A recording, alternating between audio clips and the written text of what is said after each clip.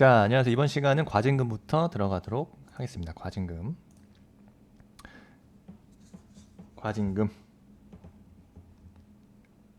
그래서 개념은 전형적 과징금은 시장 지배적 사업자 등의 지위 남용 시 그 행정 제재금의 형태로 도입됐다.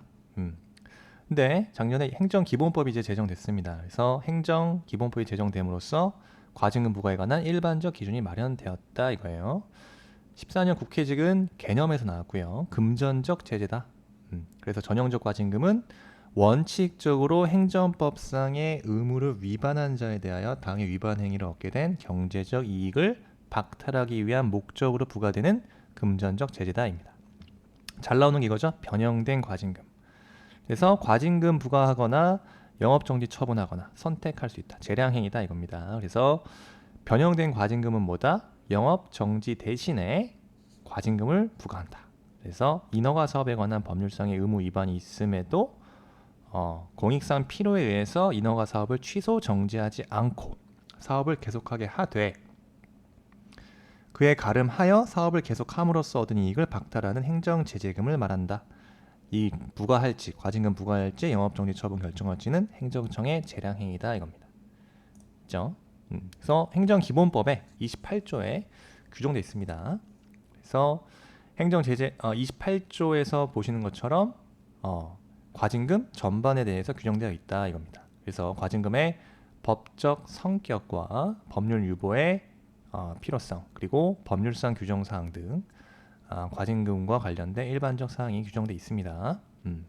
그래서 과징금의 근거가 되는 법률에는 보세요.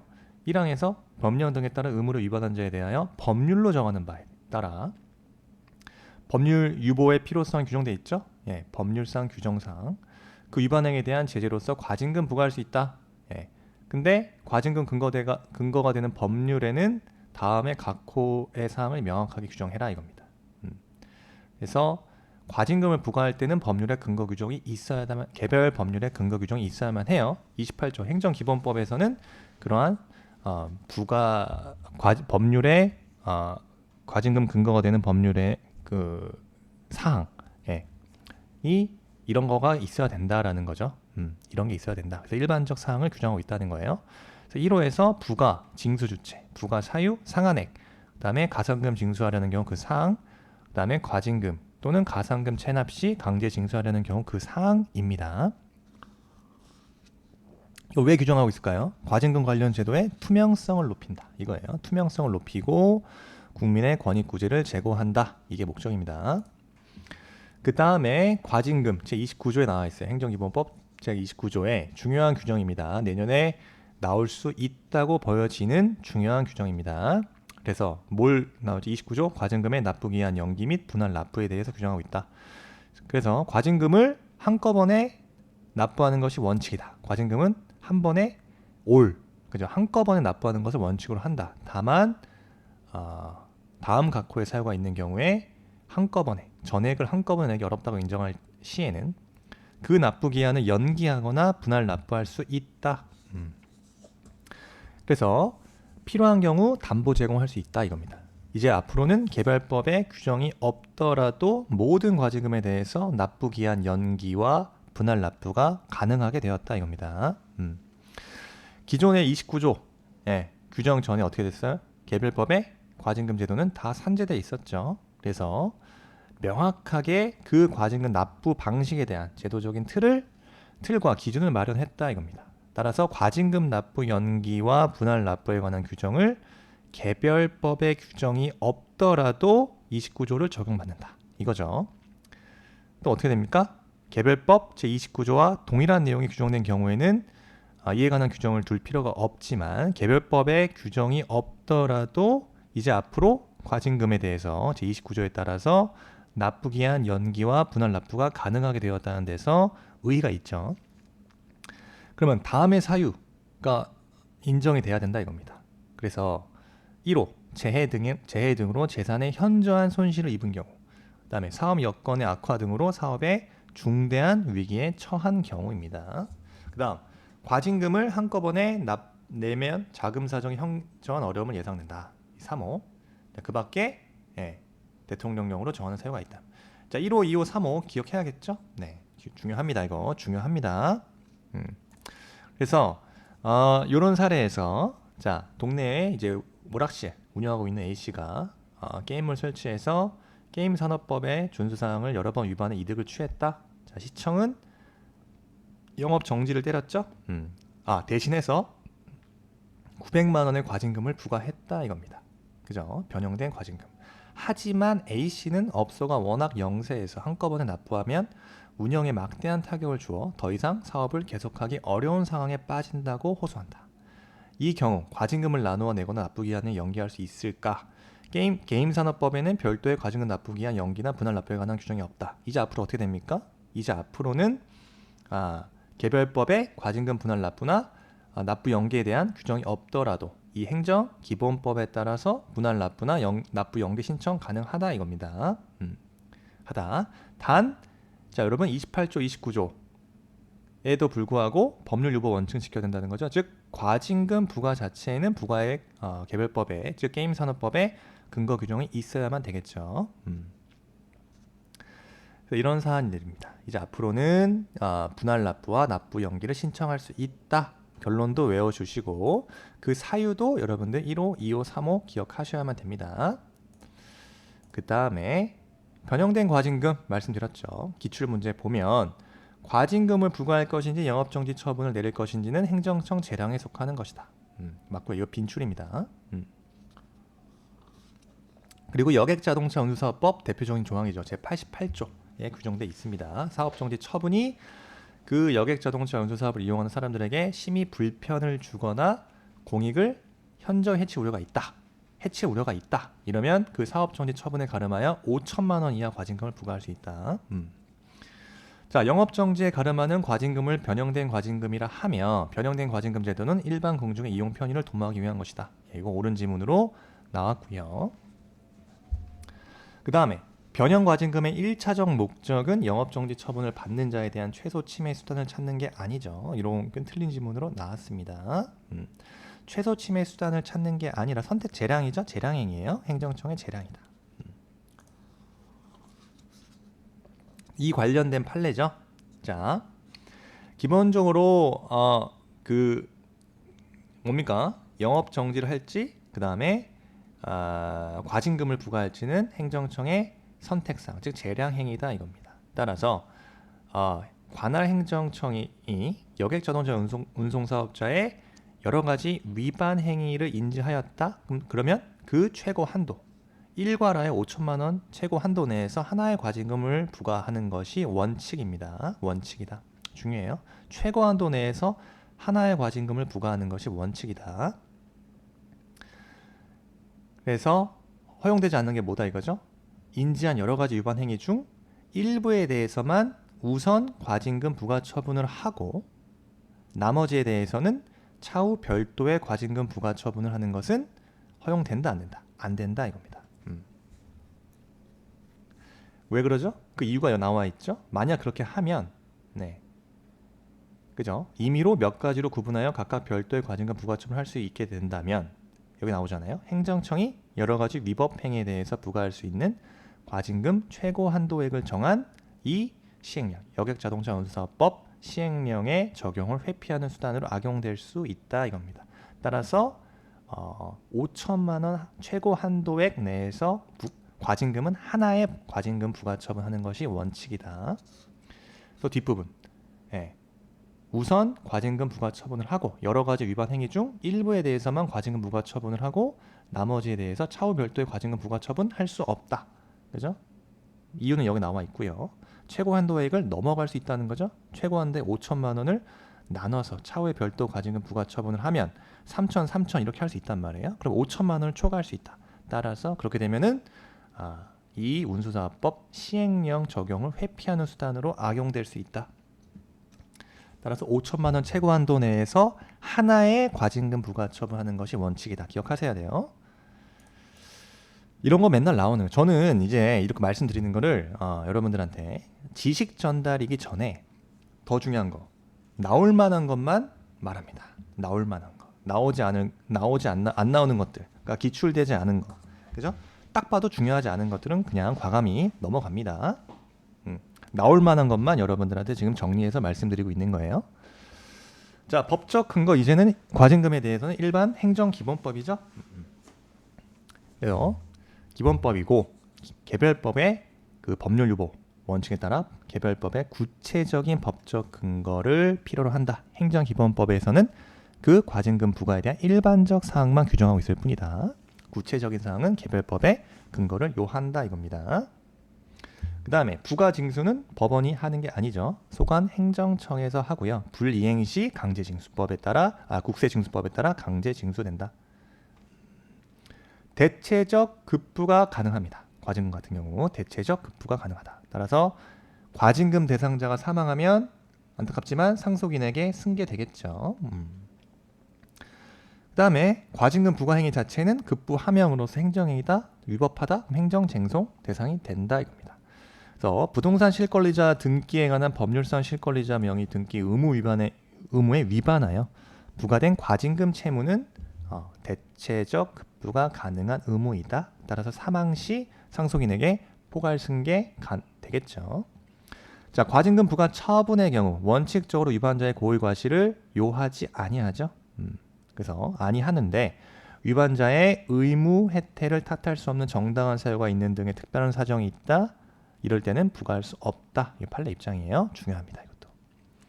나머지 관어사업의 제한. 이게 뭐죠? 네, 관어사업의 제한. 기본적으로 행정상의 의무 이행 확보를 위해서 의무 위반 사항과 관련이 없는 인허가 발급, 행정법상 개별법상의 인허가 발급에 거부를 한다 이거예요. 관허. 사업의 제한이에요. 인허가 발급의 거부 등을 통해서 행정법상의 의무 이행을 확보한다 이겁니다. 한계는 역시 부당결부금지 원칙이죠. 부당결부금지 원칙에 반할 소지가 있다 이거죠. 자, 건축법 79조에 뭐라고 나왔냐요? 관련된 특허 관어 사업의 제한. 건축법 위반한 건축물을 사용하는 다른 법령에 의한 영업허가 신청에 대해서 시장 군수 등이 허가권자에 대해 허가하지 아니하도록 요청한 경우 특별한 사정이 없는 한 이에 응하라 이겁니다. 그래서 국세징수법, 그죠? 일반적 관어사업의 제한, 국세 체납자에 대한 관어사업을 제한할 수 있다. 즉 조세 체납자의 관어사업 제한을 명시하고 있는 국세징수법 관련 규정은 부당결부금지 원칙에 반할 위헌이다. 이게 틀린 지문 나왔죠. 위헌이면 이 지문이 지금 이미 삭제됐겠죠. 네, 지금 살아있는 지문입니다. 국세징수법 112조 이겁니다. 따라서 제1항 112조 제1항 관할 세무서장은 납세자가 허가, 인가, 면허, 등록을 받은 사업과 관련된 소득세, 법인세, 부가가치세를 체납했다. 이에 대해서 해당 사업의 주무관청에 그 납세자에 대하여 허가 등의 갱신과 허가 등의 근거 법률에 따른 신규 허가 등을 하지 아니할 것을 요구할 수 있다 이겁니다. 네, 그래서 1항의 내용은 이거죠. 체납된 조세와 직접적 관련이 없는 사업에 대한 인허가라 하더라도 거부 철회 가능하다 이겁니다. 거부 철회 가능하다. 그 112조 이게 부당결부금지 원칙에 반한다, 위헌이다, 그렇지 않다라고 기출되었고요. 그 다음에 명단 공표입니다. 명단 공표. 뭐 하는 거죠? 네, 고액 체납자의 명단 공개 같이 행정법상의 의무 위반자의 명단을 불특정 다수인에게 공표해 버리는 거예요. 그렇게 함으로써 위반자의 명예나 신용의 침해에 위협하여 행정상 의무 이행을 간접적 강제입니다. 그래서 직접적 강제가 아니겠죠. 명단 공표 같은 경우는 의무 위반자의 명예나 신용의 침해를 위협한다 이겁니다. 그래서 간접적 강제입니다. 그래서 기출 보면 행정상 공표는 의무 위반자의 명예나 신용의 침해를 위협함으로써 직접적으로 행정법상의 의무 이행을 확보한다. 이거 까딱하다 틀린다는 거죠. 개념적으로 봤을 때 명단 공표 자체는 직접적으로 강제하는 수단이 아니라 간접 강제 수단이에요. 그래서 법적 성질은 권력적 사실행위가 유력설이다 이겁니다. 참고로 알아두시고 법적 근거는 자 명단 공표에 대해서는 일반 법적인 근거 규정이 없다. 그래서 개별법, 명예신용 등의 중대한 영향을 미치고 프라이버시 측면에서 법적 근거를 요한다는 게 다수설 입장입니다. 개별법에. 그래서 독점규제 공정거래에 관한 법률상 공정거래위원회 법위반 사실 공표는 공표 시점 자체가 확정 판결 전에 공표했을 경우 우리 헌재에서 위헌 판결 나왔다 이겁니다. 나머지 위헌 판결 나왔다. 이거 참고로 알아두시고 근데 공표 시점이 그래서 확정 판결 이후에 이런 성범죄자 명단 공표 같은 경우는 합헌 나왔습니다. 이거 참고로 비교하셔야 된다. 국세기본법의 명단 공개 제도는 이제 실전법적인 근거를 마련했다까지. 자, 행정법상 의무 위반자에 대한 명단 공표는 의무 위반자에 대한 명단 공표는 법적인 근거가 없더라도 허용된다. 이거 틀렸죠. 틀린 질문입니다. 틀렸다. 그 다음에 헌재에서는 청소년 성매수자의 신상 공개 제도가 이중처벌 금지 원칙, 과잉 금지 원칙, 평등 원칙, 적법 절차 원칙 등에 위반되지 않는다는 입장이고요. 법령상 의무로 위반한 자의 명단을 공표하는 조치는 행정절차법상의 근거 규정에 따라 이거 틀렸죠? 일반법이 없어요. 여기서 보시면 일반법적인 근거가 없다. 없어요. 행정절차법의 근거 규정에 따라야 할 필요가 없겠죠? 행정절차법의 근거 규정 자체가 없다 이겁니다. 일반법적인 근거가 없다. 참고로 알아두시고 한계예요. 한계. 당연히 국민의 알 권리와 그죠? 상대방의 프라이버시권 비교 형량한 경우 공표와 프라이버시권의 한계 비교 형량이 있어야 된다. 즉 기본권 충돌 시 즉 행정상 공표는 사생활 비밀의 자유와 국민의 알 권리 등 다른 기본권과 충돌한다. 자, 이익 형량에 의해서 제한될 수 있겠죠. 공표에 있어서 위법성 판단 기준은 비례 원칙, 부당결부 금지 원칙, 국민의 알 권리, 상대방 프라이버시권, 비교 형량, 무죄 추정의 원칙 등이 판단 기준이 될 것이고 우리 판례에서 보면은 본다. 자, 행정상 공표의 방법으로 실명을 공개함으로써 타인의 명예를 훼손한 경우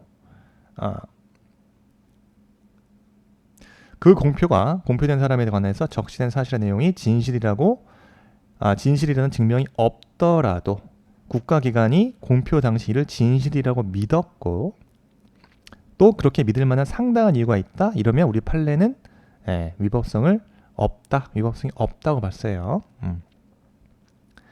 단 일반인보다 엄격한 기준이 요구된다고 말을 했지만 자 어쨌든 요 정도 국가기관이 공표 당시 진실이라고 믿었고 그렇게 믿을 만한 상당한 이유가 있었다면 위법성이 없다고 봤어요. 그래서 기출도 이렇게 나오죠.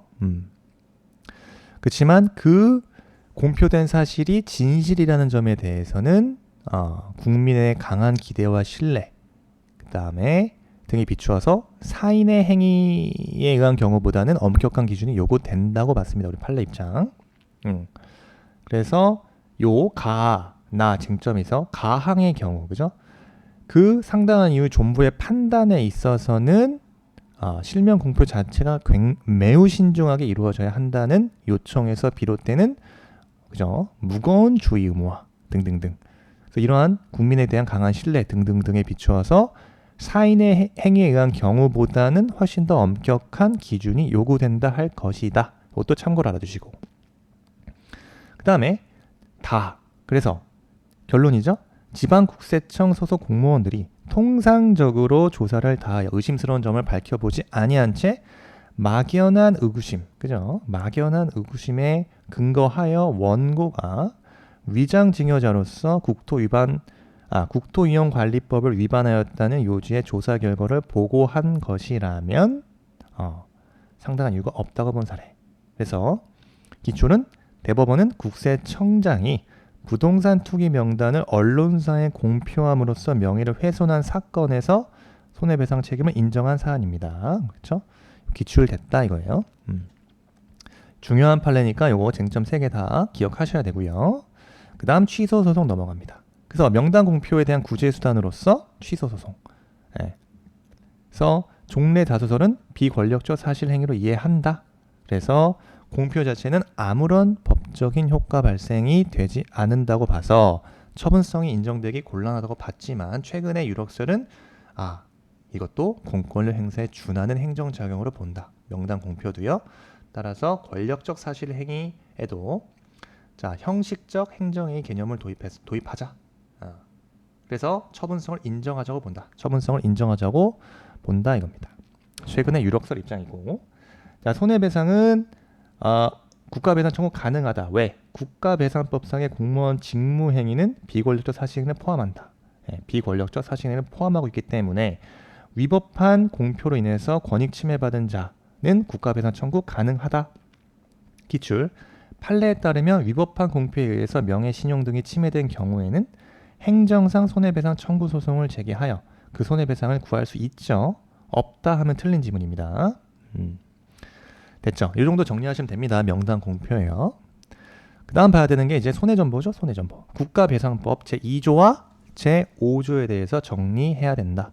그래서 우리가 문제 풀기 전에 뭘 봐야 된다? 2조와 5조를 집중적으로 정리해야 됩니다. 자, 2조 국가배상법 제2조예요. 뭐라고 나왔습니까? 국가배상법. 국가나 지방자치단체는 여기서 공무원 나오죠? 공무원 또는 공무를 위탁받은 사인까지 나옵니다. 그래서 공무원 범위가 최강위의 공무원이다. 그래서 조직법상의 공무원뿐만 아니라 여기 공무를 위탁받은 사인, 즉 뭐죠? 공무 수탁 사인까지 포함시키고 있잖아요. 그래서 최강의 공무원이고요. 자, 여기 공무원에 여러분 참고로 의용소방대원 들어갑니까? 의용소방대원은 공무원으로 보지 않죠. 참고로 알아두시고요. 그 다음에 어쨌든 공무원이 직무를 집행해야 된다. 직무를 집행하면서 고의 과실로 법령을 위반하여 타인에게 손해를 입혔을 경우에요. 그래서 직무 집행성이 있어야 된다는 거죠. 그래서 직무상 자기 의무가 누구한테? 사인, 사회 구성원 개인의 안전과 이익, 즉 사익을 보호하기 위해서 직무를 집행을 해야 된다 이겁니다. 사익 보호성이 인정돼야 된다. 사익 보호성이 있어야 된다는 거예요.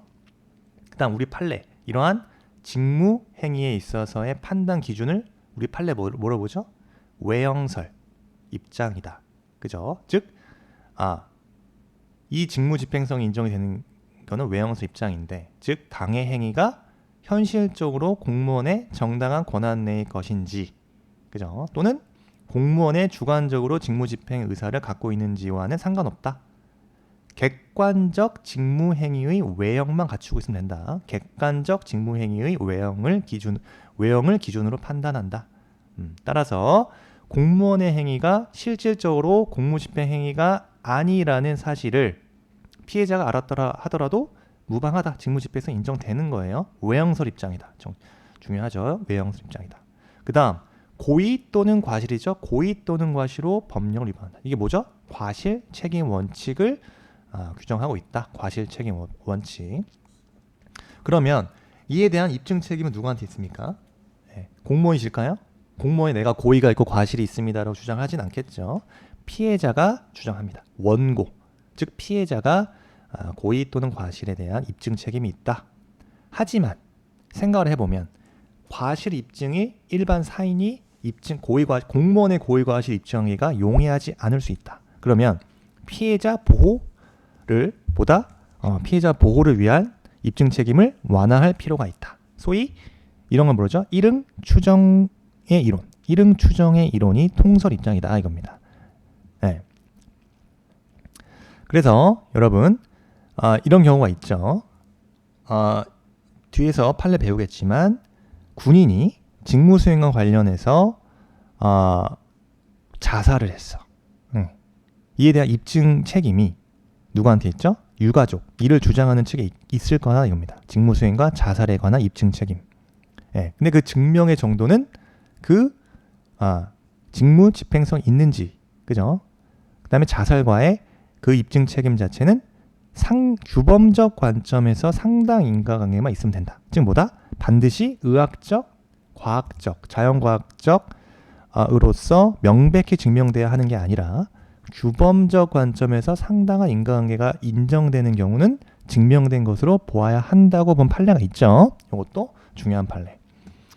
그 다음에 법령을 위반했다 이겁니다. 여기서 말하는 법령은 역시 광의설 입장이다. 즉 성문법, 불문법, 뿐만 아니라 조리상의 일반 원칙인 인권, 권리남용, 공소양속 등의 객관적으로 정당성 결여한 행위도 포함된다 이겁니다. 포함된다. 그 다음 법령을 위반하여 타인에게, 그죠? 타인은 누군가? 모든 사람을 말하죠. 즉 가해자인 공무원과 그 가해 행위에 관여한 자 이외의 모든 사람을 말해요. 모든 사람이기 때문에 자연인, 법인, 그죠? 사인, 공무원 불문합니다. 타인에게, 그러한 모든 사람에게 손해를 입혀야 된다. 여기서 말하는 손해는 피해자가 입은 불이익을 말하죠. 피해자가 입은 불이익을 말한다. 반사적 이익과 같은 것은 포함되지 않을 거고요. 즉 재산적 손해, 비재산적 손해. 비재산적 손해는 생명, 신체, 그죠? 정신적 손해, 그 다음에 적극, 소극적 손해 모두 포함된다 이겁니다. 그래서 손해를 입히거나 이거예요. 여기까지 봤죠? 여기 조문 여기 두 줄 해석을 이렇게 길게 하는 겁니다. 5분, 10분에 같이 5분 이상 설명한 것 같아요. 어쨌든 이 조문 해석이 굉장히 중요하다 이거예요. 손해를 입혀야 된다. 그리고요. 이러한 직무집행, 즉 직무행위와 이 타인의 손해 발생 사이에는 뭐가 있어야 되죠? 상당한 인과관계가 있어야 된다. 이건 어떻게 판단한다? 경험칙으로 판단한다 이겁니다. 까지. 그 다음에 자동차 배상 보장법에 따라서 나오죠. 손해배상 책임이 있는 때에는 같이 무슨 말이에요 이거? 자배법에 따라 손배 책임이, 자배법 요건에 성립이 돼야 되겠죠. 먼저 자배법 요건을 우선적으로 갖춘 다음에 손해배상 책임이 있으면 이 법, 즉 국가배상법에 따라서 손해를 배상하여야 한다까지요. 자배법 쟁점 배워야 되겠죠. 자배법에 대해서 배우겠지만 여러분 적용 요건, 기본적으로 자동차를 운행으로 해야 된다. 그래서 자동차 운행으로 사람이 사망하거나 부상을 당한 경우, 그 다음에 내가 나를 위해서 자동차를 운행한다라는 운행자성 인정돼야 된다는 거죠. 자동차를 운행해야 되는데 운행자성, 자기를 위하여 자동차를 운행하는 자라는 운행자성이 인정돼야 된다까지 뒤에서 배울 거고요. 그 다음 다만 나오죠. 다만 여기서부터 뭡니까? 보세요. 이중배상 금지의 원칙이 나온다 이겁니다. 자, 군인, 군무원, 경찰 공무원, 예비 군대원입니다. 네. 자, 보세요. 이중배상 금지 요건, 주체, 군인, 군무원, 경찰 공무원, 예비군대원 들어가요. 예비군대원. 근데 공익 들어갑니까? 공익근무요원 안 들어갑니다. 공익 빠지고요. 그 다음 경비교도대원 들어갑니까? 안 들어갑니다. 경비교도대원도 포함되지 않고요. 다만 우리 판례 전경 있죠? 전투경찰은 포함됐다고 봐요. 전투경찰 등이 전투훈련이요. 전투훈련 등 직무집행과 관련해서 하여 전사 순직하거나 공상을 입은 경우입니다. 그래서 전투훈련 등 전투를 하거나 연평도 피격이나 이런 경우에 있어서 직무집행에 관련된 거겠죠? 저는 이제 해군 나왔는데 공상 관련해서 훈련 중에 배에서 갑판 위에서 약간의 배 지하에서, 그러니까 배 밑에서 이제 올라오면서 문에 걸려서 넘어졌다. 그래서 공상을 입었다 이겁니다. 그런 경우는 직무집행과 관련한 경우겠죠. 그래서 적의 포탄에 의해 피해를 맞았다. 이런 경우는 직무집행과 관련성이 인정이 될 것이고, 이런 경우 가령 숙직실, 당직실 등에서 근무하다가 연탄가스 중독으로 사망했다. 이런 경우는 직무집행 인정하지 않은 사안도 있습니다. 그래서 어쨌든 직무집행과 관련하여 이러한 순직, 전사, 공상을 입은 경우 본인이나 그 유족, 사망했을 경우는 그 유족이겠죠. 그 유족이 다른 법령에 따라서 재해보상금, 유족연금, 상해연금 등의 보상을 지급받을 수 있는 때에는, 그런 경우, 즉 다른 법령에 의한 보상금 청구권이 시효로 소멸했다. 그죠? 소멸한 경우, 이런 경우 이런 경우는 또 지급할 수 없었을 때다 이겁니다. 어쨌든 다른 법령에 따라서 재해보상금이나 유족연금 등의 보상을 지급받을 수 있을 때에는 이 법과 민법에 따른 손해배상을 청구할 수 없다 이겁니다. 이 이중배상 금지 요건이 나온 그 규정된 이유는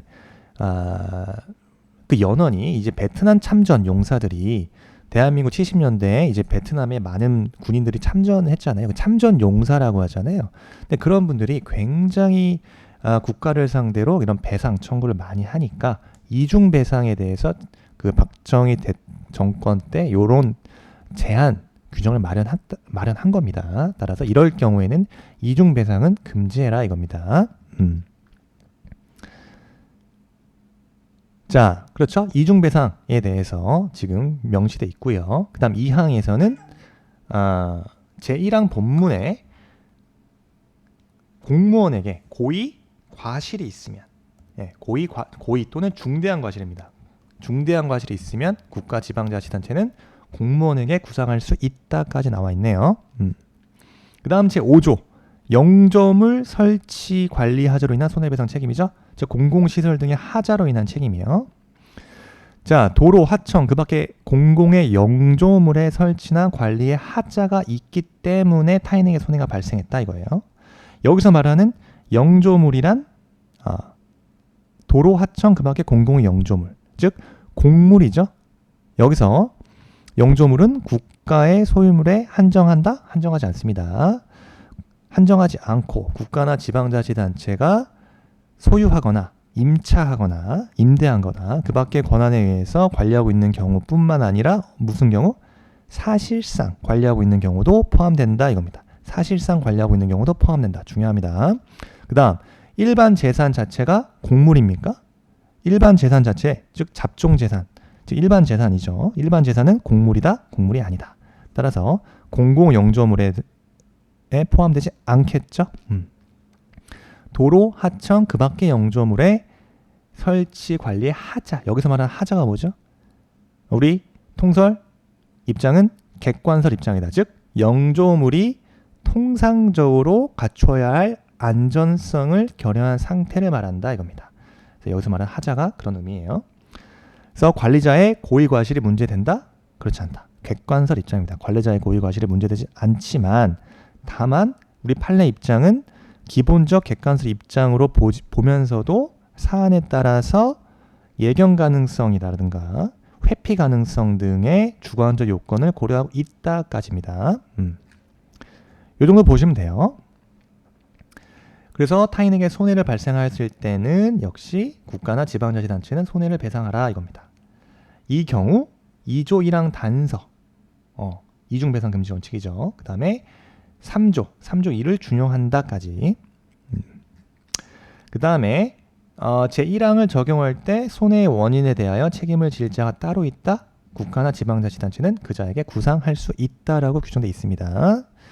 그래서 우리 2조 단서에 대한 자동차 손해배상에 대해서 먼저 간단하게 보면, 자, 공무원의 차량 사고로 인해서 손해가 발생한 거예요. 공무원의 차량 사고로 어떻게? 자동차가 공무원이 운전하고 있다. 그래서 공무원의 차량 사고로 손해가 발생했다. 국가 등의 자동차 손해배상 보장법의 성립 요건에 해당이 되면, 갖추게 되면 이 법에 따라, 즉 국가배상법에 따라 손해배상 책임이 인정된다 이겁니다. 자배법이 인정이 되기 위해서는 자동차의 운행으로 그죠? 사망하거나 부상한 경우에요. 자동차의 운행으로 사망하거나 부상한 경우. 다시 그 다음에 자기를 위하여 자동차를 운행하는 자라는 운행자성이 인정돼야 된다. 그 다음에 자배법이 우선 적용돼야 된다. 즉 먼저 배상 책임 요건에 관하여 자배법이 우선적으로 국가배상법이 우선 적용된다. 즉 자배법 배상 책임 요건에 관하여는 국가배상법이 우선 적용된다는 거예요. 그래서 자배법이 적용되는 경우 승객이 사망하거나 부상했다. 그러면 그 사망 또는 부상이 고의나 그 승객의 고의나 자살 행위가 아닌 한 국가는 당연히 무과실 책임입니다. 따라서 국가나 지방자치단체가 자배법 규정으로 손해배상 책임이 인정이 되는 경우 국가배상법에 의해서 그 손해를 배상한다 이겁니다. 즉 자배법에 따라 손해배상 책임이 있다면 국가배상법에 따라서 배상한다 이거예요. 다만 우리 이거 적용된다 그랬죠? 2조 단서, 즉 이중배상 금지 규정이 적용되고 3조, 즉 배상심의의 절차는 적용된다. 따라야 된다까지요. 그래서 유형 봅니다. 공무원이 국가나 지방자치단체 소유의 공용차를 운행했다. 네, 이거예요. 그러면 국가나 지방자치단체는 자배법상의 책임을 진다 이겁니다. 보세요. 일단 흐름을 보세요. 공무원, 공무원이 지방자치단체 소유의 공용차를 운행했다. 일단 차량 자체가 공용차, 관용차라 이겁니다. 공무원이 공용차를 운전했다. 그러면은 당연히 자배법상의 무과실 책임이다 그랬죠? 국가나 지방자치단체는 자배법상의 책임을 집니다. 국가나 지자체는 자배법 책임을 진다. 왜? 국가배상법에 우선한다고 말씀드렸죠? 국가배상법에 우선한다. 자배법상의 책임을 진다. 두 번째, 공무원이 직무 관련성이 없는 거죠? 개인 사적인 일로 무단으로 그죠? 관용차, 공용차를 운전하다가 사고 발생했어. 이럴 때예요. 그러면은 국가나 지방자치단체는 자배법 상의 손해배상 책임을 부담해요. 국가배상법에 따르면 직무 관련성이 없다 이거예요. 직무 관련성이 없기 때문에 국가배상법은 적용되지 않는다. 다만 무과실 책임인 자배법상의 책임을 진다. 국가나 지자체는 자배법의 책임을 진다 이겁니다. 그 다음에 차량 자체가 개인 차량입니다. 개인 차량. 공무원이 직무를 위해서 개인 차량으로 발생했다. 그죠? 그러면 어떻게 됩니까? 자배법이 적용되지 않는다. 왜? 운행자성이 인정되지 않죠. 국가 등이 자동차를 운행한 게 아니에요. 즉 자기 차량이잖아요. 네, 공무원이 자기 차량이잖아요. 즉 이건 뭐다? 국가 등이 자동차의 운행자로 볼 수 없다. 따라서 이 경우에는 국가배상법이 적용되지 국가지자체는 국가배상법상의 책임을 지는 것이지 자배법상의 책임을 지는 게 아니다. 이것도 중요하죠. 첫 번째와 세 번째 비교하실 수 있어야 됩니다. 네 번째, 공무원. 그죠? 공무원 개인 책임이에요. 즉 공무원이 자기 소유 자동차를 운행하다가 사고 발생했다. 즉 직무 관련성도 없다 이겁니다. 직무를 그냥 개인 책임, 즉 직무 관련성도 없다. 그러면은 공무원, 국가 같은 경우는 운행자성도 없고 직무 관련성도 없기 때문에 국가나 지자체는 국가배상법상의 책임도 지지 않고 당연히 자배법상의 책임도 지지 않겠죠. 다만 여기서 중요한 거는 공무원입니다. 그럼 공무원은요? 공무원은 자배법에 의한 손해배상 책임을 진다. 이거예요. 왜냐? 공무원 자체는 공무원이 자기 소유 자동차를 운행하다 사고 발생했다. 이 경우는 운행자성이 인정된다. 그리고 국가배상의 경우는 공무원의 개인 책임에 고의 중과실의 경우에만 공무원 개인 책임을 인정하죠. 공무원의 고의 중과실인 경우에만 공무원의 개인 책임을 인정하지만 자배법이 적용되는 경우에는 고의 중과실 요건 고려하지 않는다. 즉 고의, 중과실, 경과실 불문한다. 따라서 공무원인 경우에는 자배법상의 책임을 진다 이겁니다. 그래서 표로 정리했어요. 표로 정리하고 이 공무원 책임의 경우 국가 책임도 중요하지만 이 공무원 책임에 대해서 관용차, 그죠? 공무원이 관용차를 탄 경우 직무 관련해서 인정이 됐을 때는 국가가 자배법상의 책임을 지지만 공무원은 국가배상 책임이나 자배법상의 책임을 지는 게 아니에요. 민법상 책임만 진다. 다만 공무원이 자가용, 개인 차량을 있을 때에는 직무 관련성과 상관없이 자배법상의 책임을 진다까지 정리하시면 되겠죠. 요 표로 정리하시고 요 앞에 있는 슬라이드를 해석하시고 요 표로써 기억하라. 표로써 암기하자. 이미지로 여러분들 머릿속에 딱 뇌리를 박아 놓으시면 좋습니다. 어렵게 나오면 은근히 요거 헷갈려요. 은근히 헷갈리기 때문에 이 표로 계속 이미지 트레이닝, 그죠? 계속 떠올리는 연습을 하세요. 관용차, 자가용, 국가 지자체, 직무 관련성. 그때 국가 지자체 책임은 어떻게 지는지. 그죠? 그리고 요거 제가 밑줄 친 부분 요거. 네. 국가 지자체 책임에 있어서 자가용 책임일 때 즉 공무원이 자기 차량을 가지고 직무 관련성이 인정이 되면은 국가 지자체는 자배법상의 책임을 지지 않는다. 그죠? 왜? 운행자성이 인정되지 않기 때문에 그렇다. 따라서 국가배상법상의 책임을 질 뿐이다 이거예요. 까지 정리하시면 된다. 그래서 기출 나오면 자, 공무원이 직무를 집행하기 위해서 국가나 지방자치단체 소유의 공용차, 공무원이 공용차 직무 집행성 인정이 됐다 이겁니다. 이럴 때 그 자동차에 대한 운행집이나 운행이익은 공무원이 소속된 국가나 지방자치단체에 귀속된다 할 것이고, 그죠? 공무원이 자기를 위하여 공용차를 운행한 자로서 자동차 손해배상법상의 손해배상 책임의 주체가 될 수는 없다. 즉, 첫 번째 경우죠. 이때 공무원은 민법상 책임을 질 뿐이다. 국가 지자체가 자배법상의 책임을 진다. 그 이유는 자배법 책임이 국가배상법에 우선하기 때문이다. 그죠? 자배법과 국가배상법이 동시에 적용된다? 그러면 자배법 책임이 우선한다. 까지요. 첫 번째 경우였다 이겁니다. 이렇게 나온다 이거죠. 자동차 손해배상보장법은 배상책임 성립 요건에 관하여 국가배상법에 우선하여 적용된다까지 맞고요. 공무원이 자기 소유 차량으로 공무 수행 중 직무 관련성 인정된다. 자, 어떤 경우죠? 공무원이 자기 차량으로 직무 관련성 인정된다. 요 경우죠. 요 세 번째 칸이다. 그때 국가 지자체는 국가배상법상 책임을 지고 공무원은 자배법상의 책임을 진다. 그래서 뭐라고 나왔냐? 공무원이 자기 소유 차량으로 공무 수행 중 사고를 일으킨 경우 공무원 개인은 경과실에 의한 것인지 고의과실 또는 중과실에 의한 것인지를 가리지 않고 자배법상의 운행자성이 인정되는 한 배상 책임을 부담한다. 누구? 공무원은. 그죠? 과실, 경과실, 고의, 중과실 고려하지 않고 자배법상의 운행자성이 인정되는 한 배상 책임을 부담한다. 까지 봤습니다. 문제는 여러분들이 본격적으로 많이 풀어보셔야 된다 이거예요. 네. 일단 문제부터 다음 시간에 보고 이번 시간에 잠깐 끊었다 갈게요. 수고하셨습니다.